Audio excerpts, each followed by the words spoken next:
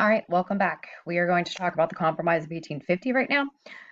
One other thing I wanted to note, instead of making videos for these and making videos for notes, I'm essentially going to make these and then I will post a couple of PowerPoints. I have a couple of different ones for you guys to go ahead and read through in case you have other questions. I'm also going to be posting some.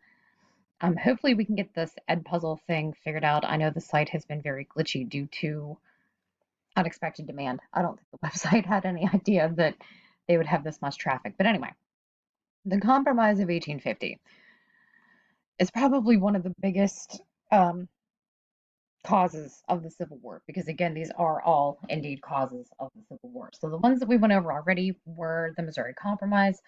We're going to reference that a little bit again here. We went over the abolitionism movement, and of course, it goes without saying that slavery was a huge issue. One of the other things I wanted to mention, and we'll probably do in the future, is that part of this started all the way back in the 1830s. I don't know if you guys remember that tariff of abominations that we discussed when South Carolina threatened to secede from the Union and President Jackson threatened to send in the militia. That is also a big part of it because the economics were so different between the North and the South. Their ways of life were incredibly different. And all of these factors kind of add up slowly but surely to it being causes of the actual Civil War. So let's look at the questions here. Okay, so these comprehension questions. Um, I had to cut out some of the video. It's apparently the mailman is here and the dog was going bonkers. Okay, so comprehension questions. What two parts of the Compromise of 1850 would Southerners approve of? What two parts of the Compromise of 1850 would Northerners approve of? Why would both the North and the South end up hating the Compromise? And then a critical thinking question about Henry Clay.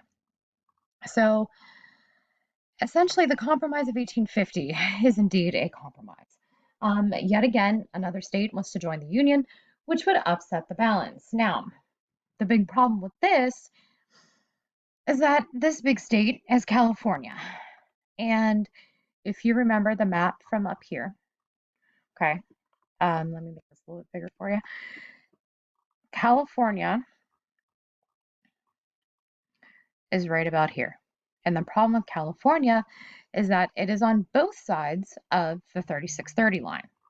Okay. Now,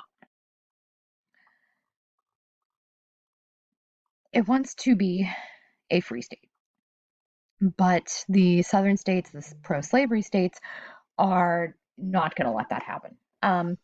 If the North wouldn't let Missouri go in as a slave state without a fight, the South wasn't going to let California in without a fight. So yet again, a Mr. Henry Clay comes and attempts to create a compromise. He knows what's going on. He was a very astute politician. One of the biggest issues that the South had was that more and more slaves were running away and or escaping via Underground Railroad to the north. So he decided to kill two birds with one stone. His main idea was to allow California as a free state while having a new fugitive slave law. And this new slave law made penalties worse for hiding slaves, made penalties worse for escaping slaves, and it required that runaway slaves be returned to people in the South. Okay. In addition, Utah and New Mexico would be open to popular sovereignty. Okay, so popular sovereignty is okay. So back to popular sovereignty. Popular sovereignty, popular, and then sovereignty. Okay, so sovereignty's root word is sovereign, so like rule. So rule of the people, the populace. It's a great idea that people would be allowed to decide for themselves, but the South actually liked this more than the North does. They were much more pro popular sovereignty than the North. One of the other big parts was that slave trading would be outlawed in Washington, D.C. That is not slavery, the slave trade. Okay? Two different things. Um, both sides officially liked it, but very quickly um, they grew to despise it. So the Fugitive Slave Law was nicknamed the Bloodhound Bill.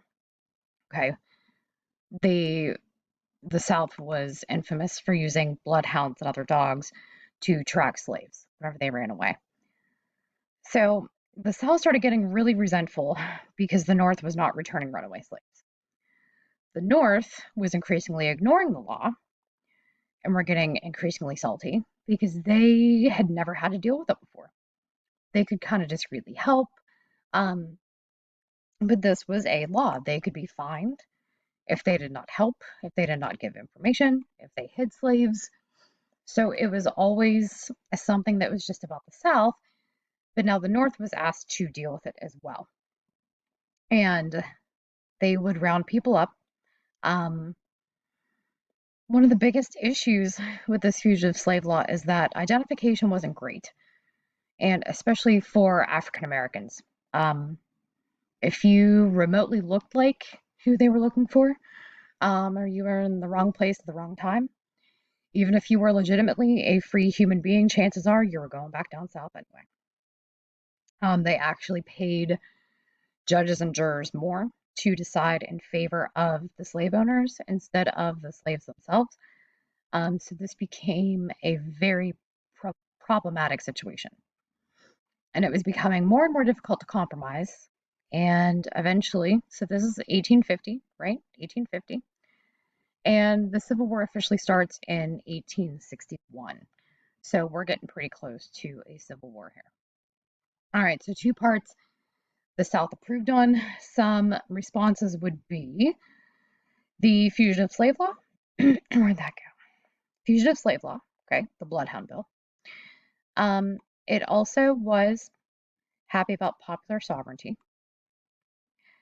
And they were okay that there was still slavery allowed in DC, but they were upset that the slave trade was outlawed.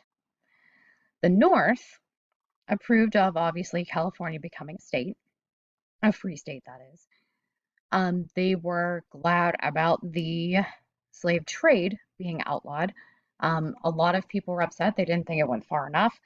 Um, but a lot of people were like, hey, it's baby steps. We'll get there. The North and the South ended up hating it again because I said the North wasn't holding up their end of the Fugitive Slave Act and were ignoring the law. So the South was very upset because their slaves weren't being returned. The North was also very upset because now they actually had to deal with slavery and not just kind of ignore it like they had been doing. Number four, again, the biggest thing I took off points for was it wasn't enough. Some of the best answers I had were split California into a free and a slave state to keep things even. Create a government agency that collected runaway slaves and not make Northerners responsible for it. Things like that I thought were really, really good answers. So nice job with that, people. Thank you.